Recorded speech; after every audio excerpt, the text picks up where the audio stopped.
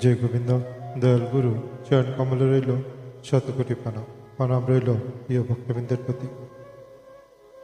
আজ শুনব বেদবাণী শ্রী শ্রী রাম ঠাকুরের পত্রাংশ সংখ্যা 111, তৃতীয় খণ্ড।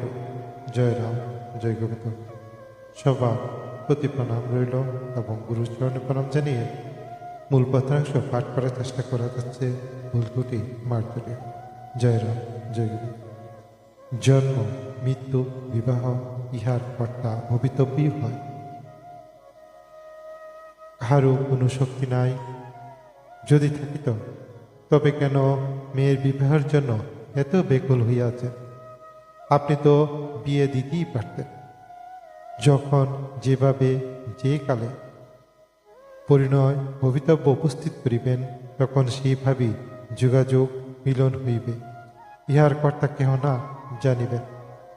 লোক সকল ভাগ্য অনুসারে দেহগেহ জাতি মানাদি এই মরুভূমে পড়িয়া থাকে।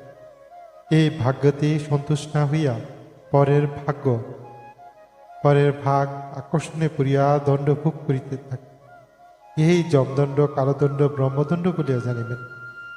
সত্যনারায়ণের সেবা করিলে এই সকল দণ্ডমুক্ত হইয়া সত্যলোক, যেখানে ভাগ নাই সেই স্থানে যাইতে পারে।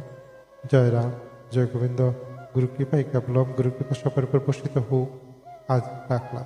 সবার প্রতি অনুরোধ রইল আমাদের এই চ্যানেলটি লাইক, শেয়ার ও সাবস্ক্রাইব করার জন্য এবং ফেসবুক পেজটি ফলো দেওয়ার জন্য। জয় রাম, জয় গোবিন্দ।